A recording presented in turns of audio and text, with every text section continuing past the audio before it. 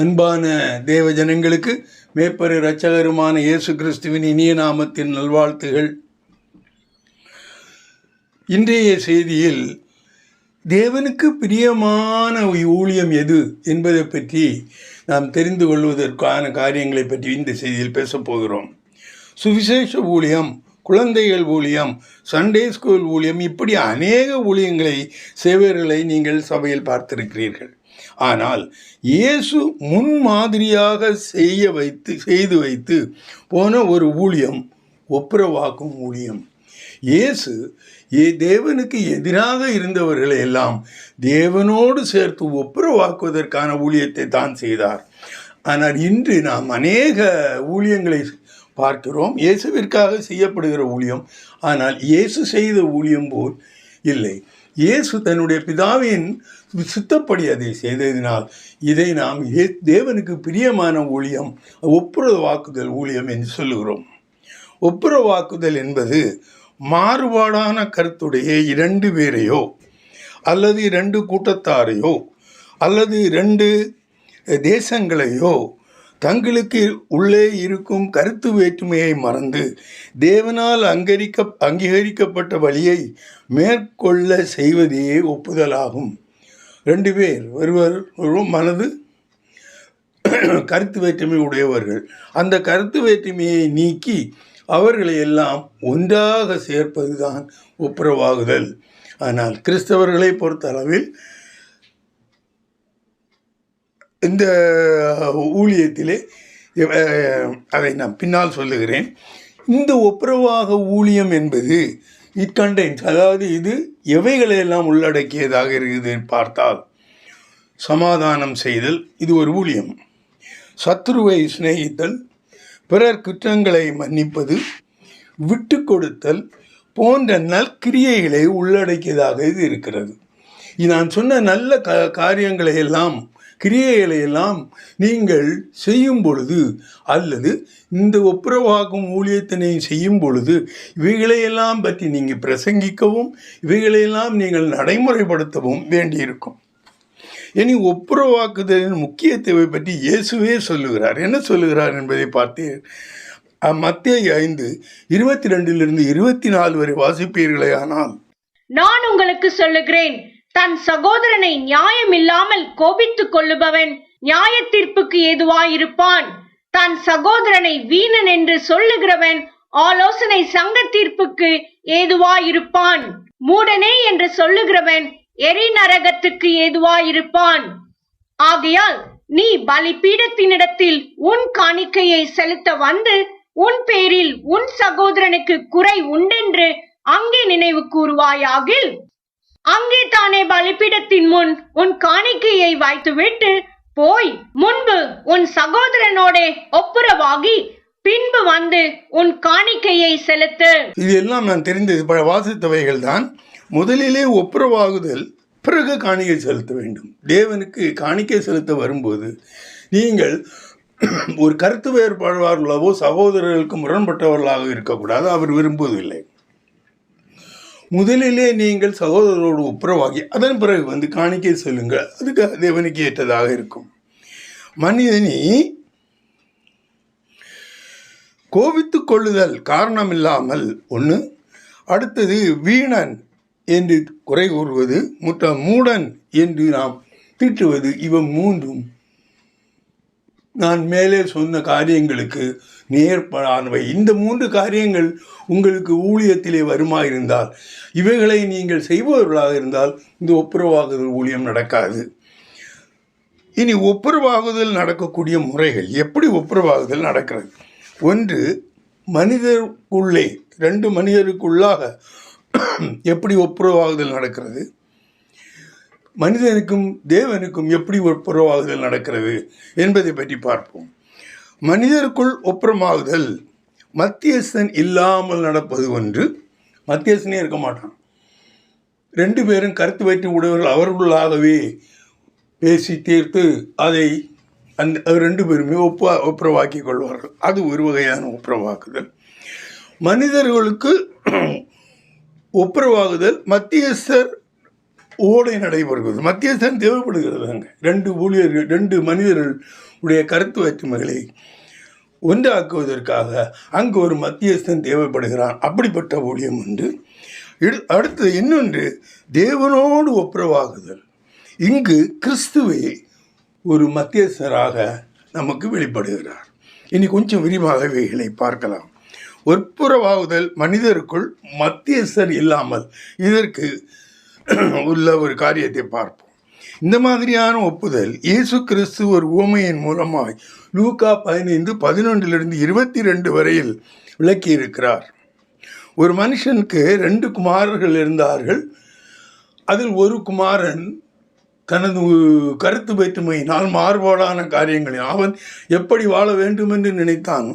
ஆனால் பிதாவும் அவனுடைய சகோதரரும் அப்படியல்ல, இப்படித்தான் வாழ வேண்டும் என்று இருந்த 2 பேருக்கும் கருத்து வேற்றுமை இருந்ததினால் ஒருவன் அவரை பிரிந்து விட்டு போகிறான். பிறகு எப்படி அவன் ஒப்புரவாகிறான் என்பதை லூக்கா 15:17-22 வரை வாசிப்பீர்களே. ஆனால் அவனுக்கு புத்தி தெளிந்த போது அவன், என் தகப்பனுடைய கூலிக்காரர் எத்தனையோ பேருக்கு பூர்த்தியான சாப்பாடு இருக்கிறது, நானோ பசியினால் சாகிறேன்.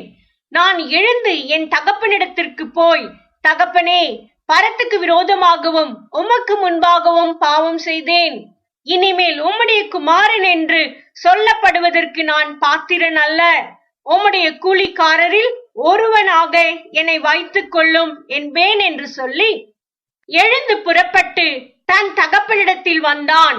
அவன் தூரத்தில் வரும்போதே அவனுடைய தகப்பன் அவனை கண்டு மனதுருகி ஓடி அவன் கழுத்தை கட்டிக்கொண்டு அவனை முத்தம் செய்தான்.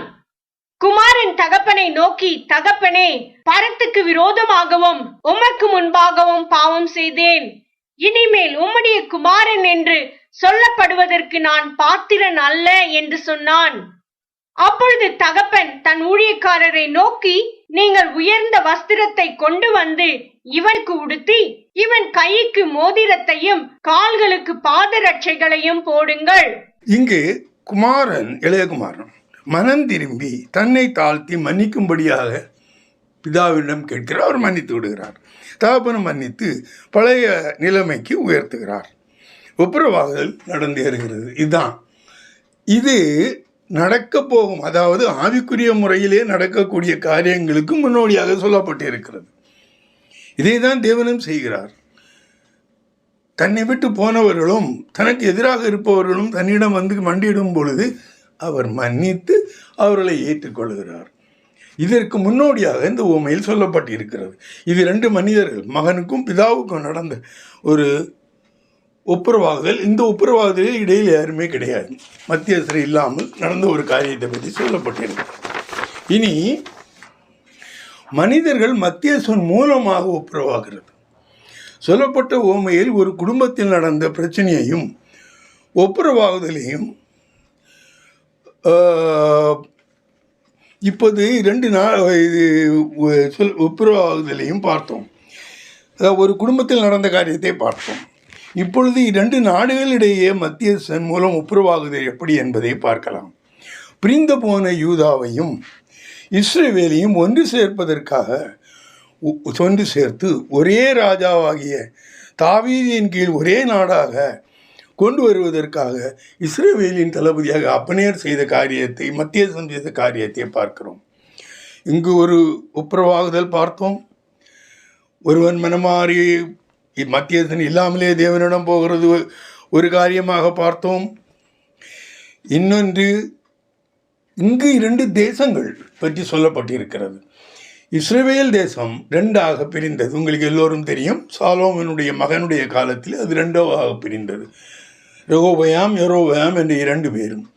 யூதாவும் பென்யமீனும் சேர்ந்து யூதா என்ற பெயரில் ஒரு நாடாகவும், மற்ற 10 ராஜ்யங்கள் சேர்ந்து அவைகள் இஸ்ரவேல் என்று அல்லது வடதேசம் என்றும் சொல்லக்கூடியதாக வேதத்தில் சொல்லப்பட்டிருக்கும். ஆனால் ஆரம்ப காலத்திலே, அதாவது தாவீது ராஜாவின் காலத்திலே என்ன நடந்தது என்றால், இந்த 2 ராஜாக்களையும் ஒன்றிணைத்து தாவீது ராஜாவை 2 பிரதேசத்திற்கு ஒரே ராஜாவாக ஏற்படுத்துவதற்காக ஆக்சுவலாக இதுதான் தேவனுடைய சித்தம்.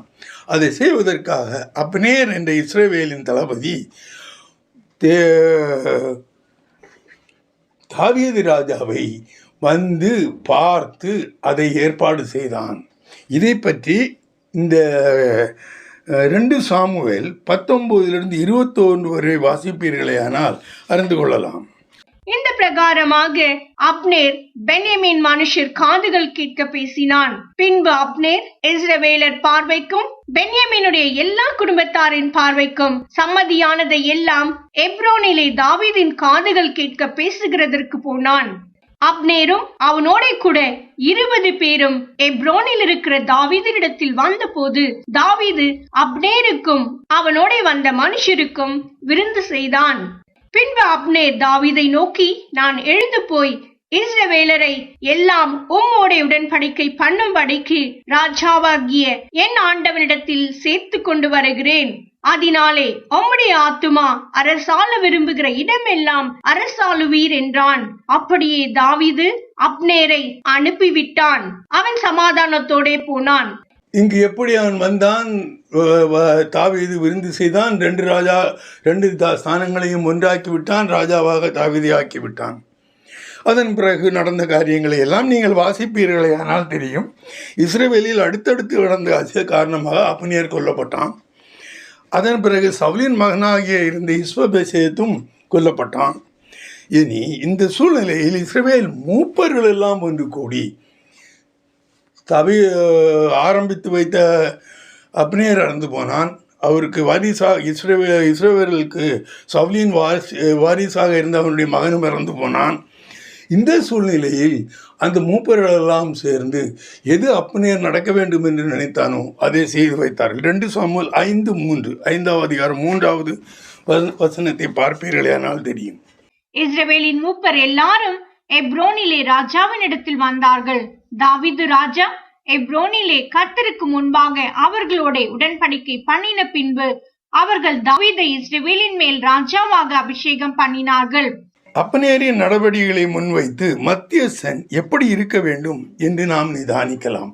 மனிதர்களுக்குள்ளே நடக்கக்கூடிய இந்த காரியத்தில் ஒரு மத்தியஸ்தன் எப்படி இருக்க வேண்டும் என்பதை இதால் 2 பிரிவினரையும் நன்றாக அறிந்தவனாக இருக்க வேண்டும். அவனவருக்கு 2 பேரையுமே நன்றாக தெரியும்.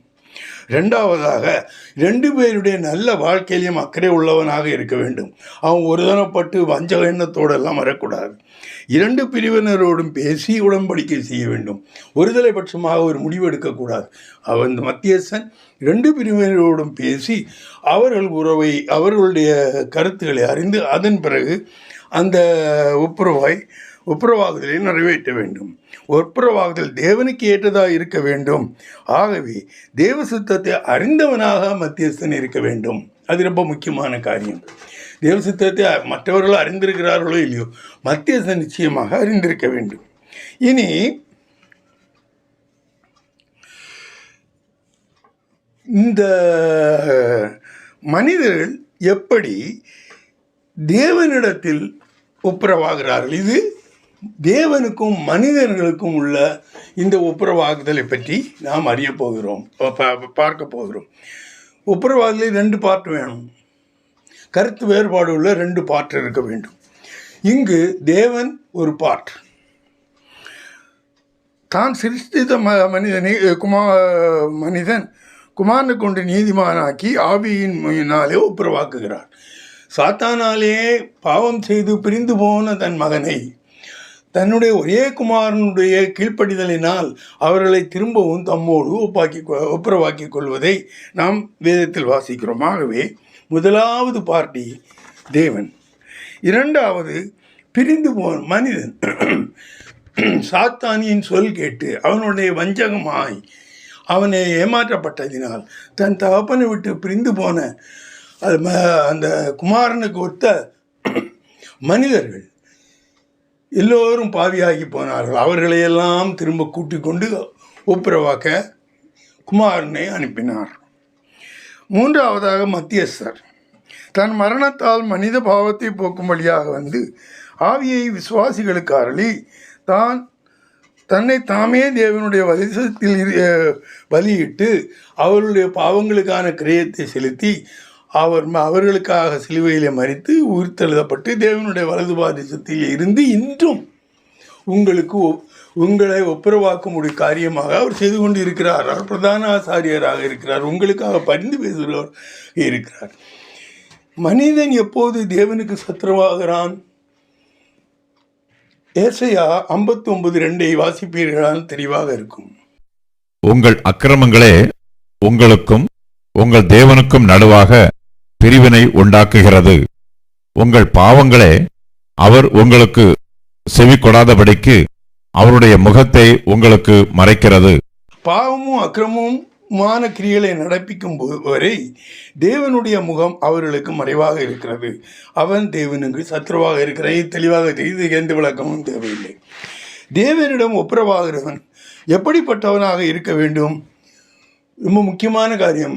தேவனோடு நான் போய் ஒப்புரவாக போகிறேன் என்று நடந்து போகணும்னா சில காரியங்களை நீ மேற்கொண்டு உன்னை அதுக்கு தகுதியாக்கி கொள்ள வேண்டும். 2 காரியங்கள் முக்கியம். 1, தேவனோடு விசுவாசமாக இருப்பது. 2, நீ பரிசுத்தமாக இருக்கிறது. பரிசுத்தம் என்று சொன்னால் தேவனுடைய கட்டளையின்படி நடப்பது என்பது அர்த்தம். முதலில் எபிரேயர் 11:6 வாசியுங்கள். விசுவாசம் இல்லாமல் தேவனுக்கு பிரியமாயிருப்பது கூடாத காரியம். ஏனென்றால் தேவனிடத்தில் சேருகிறவன் அவர் உண்டென்றும் அவர் தம்மை தேடுகிறவர்களுக்கு பலன் அளிக்கிறவர் என்றும் விசுவாசிக்க வேண்டும். இங்கு தேவனிடத்திலும் குமாரனிடத்திலும் விசுவாசமாக இருக்க வேண்டும். தேவனிடம் விசுவாசமாக இருப்பவன் அவரிடம் ஒப்புரவாக்கி கொள்ளலாம். அடுத்ததாக எபிரேயர் 12:14 வாசிப்பீர்களே ஆனால், யாவரோடும் சமாதானமாய் இருக்கவும் பரிசுத்தம் உள்ளவர்களாய் இருக்கவும் நாடுங்கள். பரிசுத்தம் இல்லாமல் ஒருவனும் கர்த்தரை தரிசிப்பதில்லையே. பரிசுத்தம் இல்லாமல் எவனும் தேவனை அடைய முடியாது என்று இங்கு சொல்லப்பட்டிருக்கிறது. ஆகையால் விசுவாசமாக இருக்க வேண்டும், பரிசுத்தம் உள்ளவனாக இருக்க வேண்டும். இனி இயேசு தேவனால் அங்கீகரிக்கப்பட்ட மத்தியஸ்தர். 2 பேருக்கும் வேண்டியவராக இருக்க வேண்டும். ஆகையால் மத்தியஸ்தராக இருக்க தேவனால் அங்கீகரிக்கப்பட்டவராகவும் இருக்க வேண்டும், மனிதர்களால் ஏற்றுக்கொள்ளப்பட்டவர்களாகவும் இருக்க வேண்டும். 2 கொரிந்தியர் 5:18-19 வாசிப்பீர்களே ஆனால், இவையெல்லாம் தேவனாலே உண்டாயிருக்கிறது. அவர் இயேசு கிறிஸ்துவை கொண்டு நம்மை தம்மோட ஒப்புரவாக்குதலின் ஊழியத்தை எங்களுக்கு ஒப்புக் கொடுத்தார். அது என்னவெனில், தேவன் உலகத்தாருடைய பாவங்களை எண்ணாமல் கிறிஸ்துவுக்குள் அவர்களை தமக்கு ஒப்புரவாக்குதலின் உபதேசத்தை எங்களிடத்தில் ஒப்புவித்தார். இயேசுவை ஒரு பாவம் நீங்கும் பலியாக கொடுத்து பாவங்களை எண்ணாமல் இயேசுவின் மேலுள்ள விசுவாசத்தை பார்த்து அதன் மூலம் தமக்குள் ஒப்புரவாகி கொள்கிறார். இங்கே ஒரு பெரிய காரியம் இது. நீங்கள் ஒப்புரவாகும் பொழுது தேவன் உங்கள் பாவங்களை எல்லாம் பார்ப்பது கிடையாது, இயேசுவை பார்க்கிறார். இயேசுவின் விசுவாசம் இருக்கிறாயா? அவர் எடுத்துக்கொள்ளுகிறார். நீங்கள் பாவம் செய்தீர்களா? பாவம் எப்படி போச்சு? அதெல்லாம் இயேசுவோடு முடிந்து போய்விட்டது. இயேசு உங்களை பாவம் செய்ய மன்னிக்கிறார். இயேசு உங்களை கூட்டிட்டு வந்திருக்கிறார் என்றால் எல்லா விதமான காரியங்களையும் அவர் மற்ற காரியங்களை மறந்து விடுகிறார். நீ இயேசுவில் விசுவாசித்திருக்கிறாயா? வா, இது நடக்கிறது. அடுத்ததாக ஒப்புரவாக்குதல் ஊழியத்திற்கு முதல் படி சிலுவை உபதேசமும் சுவிசேஷ சத்தியங்களும் ஆகும். முக்கியமாக விசுவாசம். இந்த விசுவாசம் இல்லாமல் எந்தவித ஒரு ஒப்புரவாகுதலும் நடைபெறுவதே இல்லை. யோவான் 3:36 இப்படி சொல்லுகிறது, குமாரனிடத்தில் விசுவாசமாயிருக்கிறவன் நித்திய ஜீவனை உடையவனாயிருக்கிறான். குமாரனை விசுவாசியாதவனோ ஜீவனை காண்பதில்லை. தேவனுடைய கோபம் அவன் மேல் நிலை நிற்கும் என்றான். தெளிவாக சொல்கிறது. விசுவாசம் உடையவனான் தேவனுக்கு வேண்டியவனாக இருக்கிறவன் ஒப்புரவாகி விடுவான். அந்த விசுவாசம் இல்லாமல் என்னதான் செய்யட்டும், அவன் பாவமே செய்யாதவனாக இருந்தாலுமே தேவனிடம் இயேசு கிறிஸ்துவனிடம் விசுவாசம் இல்லாதவனாக இருப்பான். ஆனால் அவனுக்கு நித்திய ஜீவன் கிடைப்பது இல்லை, அவன் தேவனோடு ஒப்புரவாகுவது இல்லை என்று இந்த வேதம் சொல்லுகிறது. இனி இயேசுவின் மூலம் ஒப்புரவாகுதல் எப்படி நடந்தது? எப்படி நடந்தது, இப்பொழுது நடக்கிறது. இயேசுவின் மரணத்தினாலே நம்மை தேவன் தம்மோடு ஒப்புரவாக்கினார். இயேசு மூலம் தேவன் ஒப்புரவாக்கத்தில் பேசும் பொழுது அவர் இயேசுவை பற்றி தான் பேசுவார், மற்ற காரியங்களை பற்றி பேச மாட்டார். தன்னுடைய குமாரனை பலியாக கொடுத்து அவரை ஏற்றுக்கொள்ளுகிறவர் எத்தனை பேரோ, அவரை விசுவாசிக்கிறவர்கள் எத்தனை பேரோ, அவரால் ஏற்றுக்கொள்ளப்படுகிறவர்கள் எத்தனை பேரோ, அவர் என்று இயேசு கிறிஸ்துவை மூலமாக வைத்து தன்னோடு ஒப்புரவாக்கி கொள்ளுகிறார். தேவனுடைய சித்தம் அறிந்தவராக இயேசு இருக்கிறார். தேவனுடைய சித்தம் அறிந்தவராக இயேசு இருப்பதினால் அவர் நடத்தும் அந்த ஒப்புரவாக்குதல் ஊழியம் தேவனுக்கு பிரியமானதாக இருக்கிறது. அது என்ன சித்தம் என்பதை கொலோசியர் 1:22-21 வரை நீங்கள் வாசிப்பீர்களேயானால், அவர் சிலுவையில் சிந்தின இரத்தத்தினாலே சமாதானத்தை உண்டாக்கி பூலோகத்தில் உள்ளவைகள் பரலோகத்தில் உள்ளவைகள் யாவும் தமக்கு ஒப்புரவாகிக் கொள்ளவும் அவருக்கு பிரியமாயிற்று. முன்னே அந்நியராயும் துர்க்கிரியைகளினால் மனதிலே சத்துருக்களாயும் இருந்த உங்களையும் பரிசுத்தராகவும் குற்றமற்றவர்களாகவும் கண்டிக்கப்படாதவர்களாகவும் தமக்கு முன்னிறுத்தும்படியாக அவருடைய மாம்ச சரீரத்தில் அடைந்த மரணத்தினாலே இப்பொழுது ஒப்புரவாக்கினார். அவருடைய மரணத்தினால் நாம் பரிசுத்தராகி ஆவியை பெற தகுதியுடையவர்களாகி விடுகிறோம் என்று விசுவாசித்து ஞானஸ்நானம் எடுக்கிறோமோ அப்பொழுது இந்த ஊழியம் செய்வதற்கு நம்மால் முடியும். ஒருவர் ஞானஸ்நானம் எடுக்கும் பொழுது அங்கே என்ன நடக்கிறது? ஞானஸ்நானம் என்பது அழுக்கை போற்றி, மாமிச அழுக்கை போற்றி கழுவிக்கொள்வது ஒன்றல்ல. முதலிலே தெரிந்திருக்க வேண்டும், ஞானஸ்நானம் என்பது தேவனால் கொடுக்கப்பட்டது. யோவான் 1:33 வாசிப்பீர்களே ஆனால் தெரியும். அது தேவனால் கட்டளையிடப்பட்டது. ஆகவே தான் இயேசு கிறிஸ்து ஞானஸ்நானத்தை எடுத்தார். இரண்டாவதாக அது ஞானஸ்நானம் மூழ்கும் பொழுது நாம் சிலுவையிலே மரித்து போனோம். அதாவது நம்ம பாவ மனிதனை சிலுவையிலே அறையப்பட்டு நாம் மரித்து போனவராகவும் அதிலிருந்து எழுதும் பொழுது எப்படி இயேசு கிறிஸ்து மரித்த பிறகு உயிரோடு எழுந்து போனாரோ அதே மாதிரி நாமும் பாவங்களுக்கு மரித்தவராக இன்று உயிரோடு இருக்கிறோம் என்பதை இந்த ஞானஸ்நானம் குறிப்பிடுகிறது. இனி தேவனிட்டிருந்த புறஜாதியரும் நியாயப்பிரமாணத்தை பெற்றதினால் பெருமை பாராட்டி கொண்டிருந்த யூதர்களும் இயேசு கிறிஸ்துவின் சுவிசேஷத்தால் ஆபிரகாமின் சந்ததியாக ஆக்கப்பட்டு தேவனோடு கிறிஸ்துவோடு ஒப்புரவாக்கப்படுகிறார்கள். எபேசியர் 2:12-18 வரை வாசிப்பீர்களே ஆனால், அக்காலத்திலே கிறிஸ்துவை சீராதவர்களும் இஸ்ரவேலுடைய காணியாட்சிக்கு புறம்பானவர்களும் வாக்கு தத்தத்தின் உடன்படிக்கைகளுக்கு அந்நியரும் நம்பிக்கை இல்லாதவர்களும் இவ்வுலகத்தில் தீவனற்றவர்களுமாய் இருந்தீர்கள் என்று நினைத்துக் கொள்ளுங்கள். முன்னே தூரமாயிருந்த நீங்கள் இப்பொழுது கிறிஸ்து இயேசுவுக்குள் கிறிஸ்துவின் இரத்தத்தினாலே சமீபமானீர்கள். எப்படியெனில் அவரே நம்முடைய சமாதான காரணராகி இருத்திர தாரையும் ஒன்றாக்கி பகையாக நின்ற பிரிவினையாகிய நடுசுவரை தகர்த்து சட்டதிட்டங்களாகிய நியாய பிரமாணத்தை தம்முடைய மாம்சத்தினாலே ஒழித்து இருத்திர தாரையும் தமக்குள்ளாக ஒரே புதிய மனுஷனாக சிருஷ்டித்து இப்படி சமாதானம் பண்ணி பகையை சிலுவையினால் கொன்று அதனாலே இருத்திர தாரையும் ஒரே சரீரமாக தேவனுக்கு ஒப்புரவாக்கினார். அல்லாமலும் அவர் வந்து தூரமாயிருந்த உங்களுக்கும் சமீபமாயிருந்த அவர்களுக்கும் சமாதானத்தை சுவிசேஷமாக அறிவித்தார். அந்தபடியே நாம் இருத்திர தாரும் ஒரே ஆவியினாலே பிதாவினிடத்தில் சேரும் ஸ்லாக்கியத்தை அவர் மூலமாய் பெற்றிருக்கிறோம். இங்கு ரெண்டு பேருக்கு ஊழியம் நடக்கிறது. அதாவது முதலிலே ஒரு ஒப்புரவாக்கக்கூடிய ஊழியம் என்னவென்றால் யூதர்களையும் புறஜாதிகளையும் ஒன்றாக்குவது. யூதர்கள் கிறிஸ்தவர்களுக்கு எதிராளியாக இருந்தார்கள். அவர்கள் இயேசுவை நம்பவில்லை. அந்த ஒரு ஒப்புரவாகிற ஊழியத்தை முதலிலே செய்து அதன் பிறகு அவர்களை இயேசுக்கு தேவனோடு ஒப்புரவாக்குதல். இந்த டபுள் ஃபோல்டுன்னு சொல்லலாம் இதை. அப்படிப்பட்ட ஒரு ஊழியம், ஒரு ஒப்புரவாக்குதல் ஊழியம் நடைபெற்றது இங்கு சொல்லப்பட்டிருக்கிறது. இருதிறத்தார் என்று சொல்லப்பட்டிருக்கும். அது நியாயப்பிரமாணத்தின் படிந்த யூதர்கள் அல்லது இஸ்ரவேலர்கள் 2 பேரும் தான். இருதிறத்தார். இயேசுவின் சுவிசேஷத்தில் நடந்த புறஜாதியார் இஸ்ரவேலை ஏற்றுக்கொள்ள இந்த மாதிரி 2 பேர். நியாயப்பிரமாணம் வைத்திருந்த யூதர்கள், இயேசுவின் பிரமாணத்தை வைத்திருந்த கிறிஸ்தவர்கள், அவர் புறஜாதியார். இவர்களில் ஒப்புரவாக்கினார் என்று முதலில் சொல்லப்பட்டிருக்கும். சிலுவையில் நீதி பிரமாணம் வரையப்பட்டது. நீதி பிரமாணம் இருக்கும் வரைக்கும் அந்த நீதி பிரமாணம் நமக்கு பாவங்களை உணர்த்தி கொண்டே இருக்கும். ஆகையால் நியாயப்பிரமாணம் நமக்கு ஏற்றுக்கொள்ளக்கூடாதது என்று அது சிலுவையிலே அறையப்பட்டது.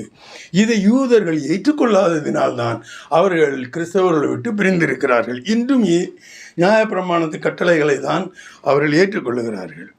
தடுப்பு சுவர் இது பிசிக்கலாக இருந்த ஒன்று. எருசலேமிலே இருந்த கோவிலிலே பார்த்து எப்படி இருந்தது என்றால், புறஜாதியர்கள் ஒரு சுவர் இருக்கும், அதற்கு அடுத்ததாக போக முடியாது.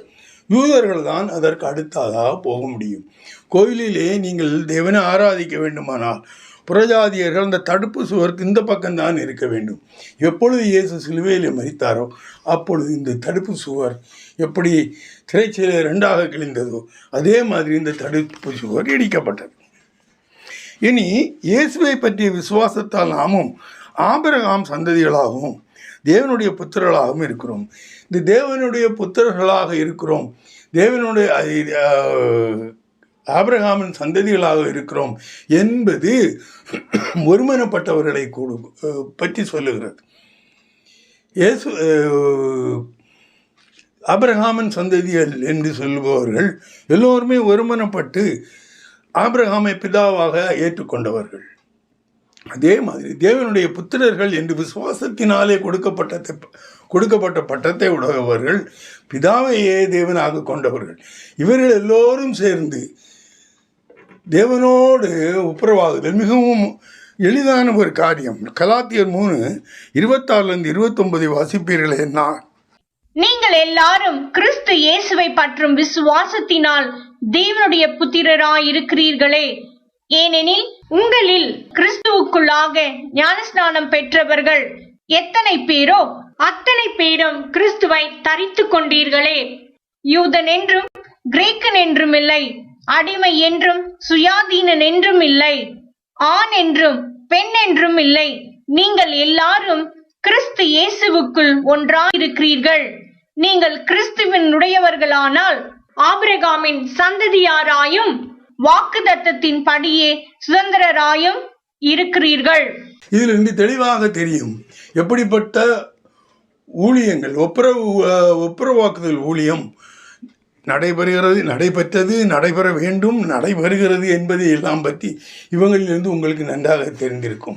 எந்த ஊழியக்காரனும் அந்த ஒப்புரவாக்குதல் ஊழியத்தை செய்வானாகில் இயேசு கிறிஸ்துவை பற்றி பிரஜாதிகளாகிய நமக்கு, இயேசுவை அறியாதவர்களாகிய நமக்கு சொல்லி நாமை இயேசு கிறிஸ்து தேவனோடு கூட அவருடைய புத்திரராக்கி நம்மை ஆபிரகாமின் சந்ததியாக்கி தேவனோடு ஒப்புரவாக்கும் ஊழியத்தை செய்கிறவன் தான் சரியான ஊழியத்தை, தேவனுக்கு பிரியமான ஊழியத்தை செய்கிறான்.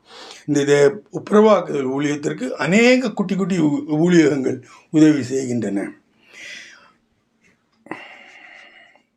அன்பான பிதாவே, மேய்ப்பரின் இரட்சகருமான இயேசு கிறிஸ்துவே, அன்றாடும் வழி நடத்தும் ஆவியானவரே, உமது பிள்ளைகளுக்கு எப்படி அவர்கள் அந்த ஊழியத்தை, தேவனுக்கு பிரியமான இந்த ஒப்புரவாத ஊழியத்தை செய்ய வேண்டும் என்றும், அந்த சுவிசேஷ அறிவிப்பதின் மூலம் எப்படி அவர்கள் மனிதர்களை தேவனோடு கூட சேர்க்கிறார்கள் என்றும்,